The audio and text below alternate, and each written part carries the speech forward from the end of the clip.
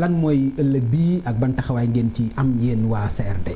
dañ ko suma doot waa aar ñu bokk duñu rek ñoo ko sum waaye bokk nañ ci bien que man du ma jataay yi réunion yeeg yooyu waaye bu manifestation amee ñu bokk ci d'ailleurs Thiès sax woote nañu vendredi j'espère que préfet bi dina autoriser. bu autorisé wul bu ak Touba ñu organiser ñoo xam man.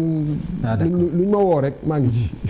ci jàmm ak salaam nag parce que. mais dafa mel ni pression bi dafa xaw wàcc aussi. de toute façon comme je dis sénégalais yaa ngi à travers le monde. di organiser wu. te organisation bi amaana day démarrer. d'accord démission Aliou Sall gain de cause la ci xeex bi pour yow wala. démission musuma laaj démission Aliou Sall. oui musuma laaj mais lan la CRD ba ñu defee suñu communiqué waxuñu sax ci kiiwam. ci mbiram. d'accord parce que man je considère que. fu ñu jëm nii. xaw ma kañ lay doon. ak nag lay doone yàlla nekk nag ci jàmm ci sutura ci réew mi. faw ñeneen ñu bëri rendre compte. d'accord parce que. bu fekkonte ne dañu nekkoon ci état de droit. boo xam ne constitution bi ñu ngi koy doxee. écoute Jacob Zuma. lu gën a yées loolu lañ ko doon. d'accord toppee. fan la mujj. te Afrique du Sud. Assemblée nationale bi moom moo joué le rôle.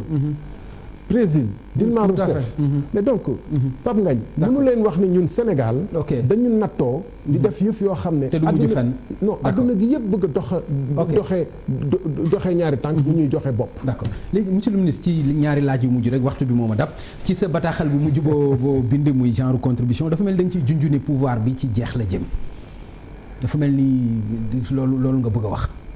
non dama xam nga intellectuel moom day analyser. ci bataaxal ban nga fàttali ma précisément. non bu mujj bi boobu yaa ngi expliquer que am na fooy waxee ni maanaam. déet. non am na fooy waxee ni quand Dieu veut perdre un pouvoir. waaw quand Dieu veut perdre un pouvoir il le rend fou. waaw c'est-à-dire que loolu grec yi ñoo waxoon quand Jupiter veut perdre quelqu'un il le rend fou. ma paraphrase ko. mais ak ci biir développement bi aussi. ma expliqué nag. waaw ci woo nga ma ci loo xam ne dama ciy kontaan wax ko. parce que dafa am jëf yoo xam ne yu fi xew. dafa mel ni réew mi bopp lay doxee comme ni ma doon wax léegi doxatul tànk. parce que boo demee ba lu toll ni ministre conseiller président de la République toog ci plateau TV5 li ñëpp doon weddi mu nangu ko ne du précision du rectification information la joxe. waa ji laal na ci xaalis bi le lendemain nga gis beneen ministre conseil wala directeur général benn société bu mag toog ni kii traître la traître yaa ngi palais. mais loolu lan lay nuru traître ñu ngi palais de la république léegi ñun lañ doon wax ni ko koy ay traître la ñoom traître dafa sax seen làmmiñ nag lu leen jaaxal rek ñu ne traître la moo tax mu koy wax. d'accord donc xam nga un pouvoir devient totalement le pouvoir était totalement perdu comme fou. parce que donc exemple yi ma fi wax nii jour Korité ñu def communication boo xam ne ko porté muy ministre porte-parole li ñu ko waxloo buñ ko benn loon nga xam ne ñu ci bëri wax dëgg yàlla boo ko laajoon question du la ko mën a expliquer dañ ko liir loo rek te ñi ko dicté ñu ngi ci ginnaaw làqatu mais loolu lan lay nuru. Maintenant, bon, c'est écrit avec le style d'un intellectuel. D'accord xam naa ni duñ ci gën a sori bëggoon naa nga expliquer ma lool rek leneen li nga xam bëgg naa ci ñëw muy question bu mujj bi gis nga ni carburant bi wàññeeku na. yokku na plutôt non yokku na laa bëgg wax carburant bi yokku na laa bëgg wax yokku na lu bëri yokku na ci gasoil bi yokku na ci essence bi itam 80 ak 60 francs am nga ci mbetteel loolu bett na la. non wax dëgg yàlla. waxoon nañu avant élection yi. man dama bokk ci ñoo nga xam ne néew amaana peut-être yéen du ngeen ko seetlu dañuy bind ci affaire koom. wax nañu avant élection yi wax le 1er juin je pense ci seen benn naatangoo ci rajo objection wax ni que le pouvoir il va aller inéluctablement à des ajustements structurels. parce que boo ma mayee 2 minutes ma expliquer loolu parce que nit ñi dañu war a xam ne du politique politicienne bi rek moo ñu tax a wax. wala ay contrat. d'accord allez-y. ndax ni mu boo xoolee dette publique Sénégal tey. ministre bi keroog taxaw na wax ni. que c'est 7000 et quelques milliards pour la première fois mu koy reconnaître. mais ma defal leen benn tweet boo xam ne def naa ci lien vers la source FMI. FMI ne 8500 milliards la.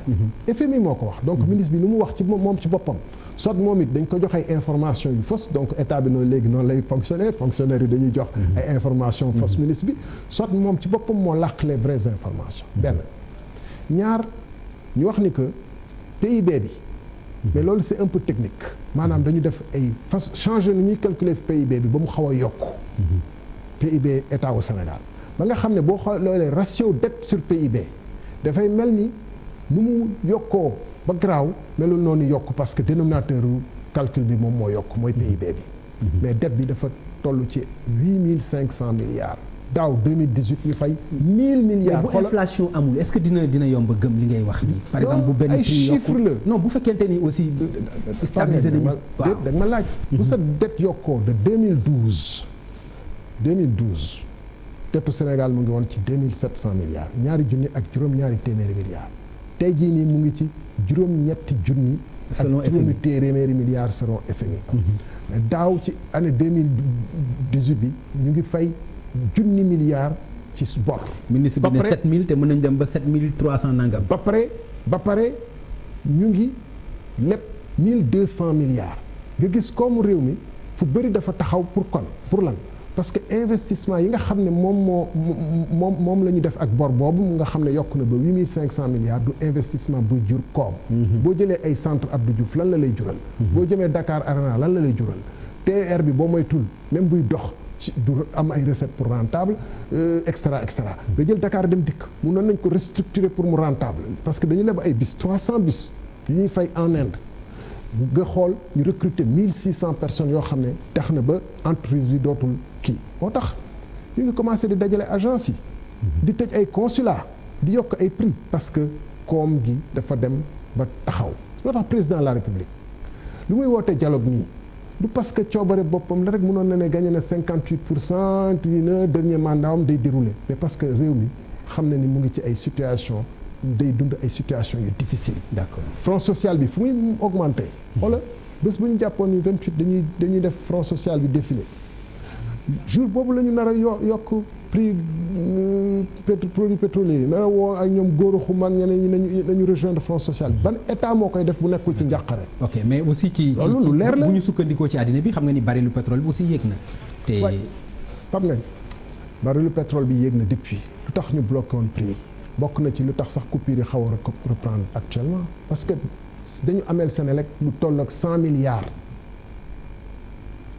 mais xaalis boobu ñu ba baril bi wàccee maa ngi foon xaalis bi lañ ko utiliser ak lan ci lan donc mbirum koom dafa laaj benn peut-être débat à part boo xam ne dañuy jël temps bennal ko waaye ñaari yoon maa ngi wax ministre bi di weddi te ci ay chiffres am la ñuy sukkandikoo le chiffre FMI waxoon naa fi déficit premier trimestre 2019 bi c'est 458 milliards autant pour moi mu bañ ko génnee ab communiqué ci biir communiqué bi mu ne suñu recette 511 milliards la expliqué lu tax mu wàññeeku par rapport ak li ñu ko prévoir oon mais suñuy dépense 1217 milliards la mais boo defee 500 moins 1217 tout est collé c'est que c'est 711 donc 711 milliards mooy déficit bi au premier trimestre 2019. d'accord mais loolu yëpp bu ñu sukkandikoo ba tey ci ay chiffres croissance bu yéeg gis nga ko fi gis nga fi itam budget boo xam ni dafay gën di yéeg loolu itam xam nga ne njàmbaarte la ci wàllu koom. xam nga sax d'ailleurs yow yaa ngi laal beneen point. budget bi gis nga dañu def loi de finances rectificative pour wàññi sax budget bi. daanaka àdduna bi bu population bi di croître budget bi moom day croître. mais croissance bu amee maanaam croissance bi ñuy wax 5-6%. 7 ou 7%. bu amee te àndul ak création d'emploi. mooy États-Unis tey ñu ngi ne c'est le plus faible taux de chômage depuis de leur histoire presque. amul création d'emploi amul création de richesse maanaam defaruñ fi ay puso wala ay farine bu ñuy lekk wala leneen mais di dem di importer ak ay Auchan même loolu ñu ngi doon kii dañ koy importer. industrialisation bi amul industrialisation bi doxul. mais croissance boobu war nañu xam ne du yàgg parce que ñi daan lebal seen bor di ñu may ay 5 ans pour ñu fay ko ay différé de 5 ans bu ñu waree commencer fay rek war a jaaxle. merci beaucoup monsieur le ministre. jërëjëf bu fekkee am nga message fàcce bi des na. waaye message bi mooy. ñu ngi jéggalu ci sénégalais yi. dañ dégg ñu bëri di waaraate di wax bu leen yëngal réew mi ñun du suñu cër jéem a yëngal réew mi waaye réew. dañ ko war a teg ci dëgg. doxal ko ci dëgg. bu ñu bañee comme lu dab yenn réew yu ñu wëri nga xam ne corruption généralisée. ba nga xam ne soldat jaralu ko dee pour réew mi.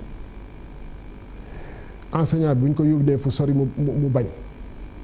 bu ñu bañee loolu dab ñu parce que loolee fi xewoon ci réew yooyu corruption caaxaan ak tappale gu rëy bu yaatu ba mu nekk cancer bu gañe corps social bi yëpp bu ñu moytuwulee dina ñëw ba fii parce que réew moo xam ne léegi lépp dañ koy lijjanti ci ay këyit ak lu ne dañ koy lijjanti kenn jaar ko yoon ci ñu bëri corruption bi justice lu xew bu fekkente ni dafa soxal nguur gi ñu waaf bu fekkee ni opposition bi même bu deful ñu dem wuti dem jëli sa ba dugg ci say question de vie privée donc réew moomu war nañu commencer à désespérer donc citoyens yi particulièrement élite intellectuelle bi affaire contrat yi c'est très simple contrat yi mu ngi ci site internet yi rapport inspection générale d'État c'est disponible ku bëgg a xool xam li ñuy wax par lui-même na dem xool yi ñun du ñu tuumaal du ma romb nit rek ci mbedd mi sama dëkkandoo ak sama keneen di ko wax lu naqari wala lu dur ak sentiment lu toll président de la république boo xam ne ànd nañ ci lu bëri. merci mais bu loolu amee dafa am lu tax. mais nag xeex pour sa réew. ak lépp lu mu dal lu mu jar loolu du. voilà du nekk compliqué wala ku bugg a dialogue. jërëjëf mu nekkoon le ministre Thierno Alassane Sall man maa mun mbégte bu yaatu recevoir la vraiment kontaan ci réponse yi à cœur ouvert mu nekk loo xam ni tontu nga ko te tontu yi itam nekk loo xam ni ay la yéwén am na ci yoo xam ni mën nañ ko naw ci yow te loolu itam dañ koy seede ñu ngi koy apprécier à sa juste valeur ñaan yàlla yéene bi nga am ci réew mi yàlla mottali ko ak jàmm. ñu lay gërëm bu baax. ci ni ngay saware wax dëgg yàlla ci wuy si ñu ci faram fàcce. jërëjëf monsieur le ministre. da nga waroon wax ne dama grippé sax nga jël si voilà merci kon mbokk yi mu nekkoon seen émission faram fàcce ak télévision Futurs Médias ñu doon ànd ak président bu République des Valeurs nekkoon jëwriñ ñu dénkoon ko énergie ci réew mi Thierno Alassane Sall ñu leen di jox rendez-vous incha allah àllarba ba leen di ñëw bu ci àlla ndee jërë ngeen jëf.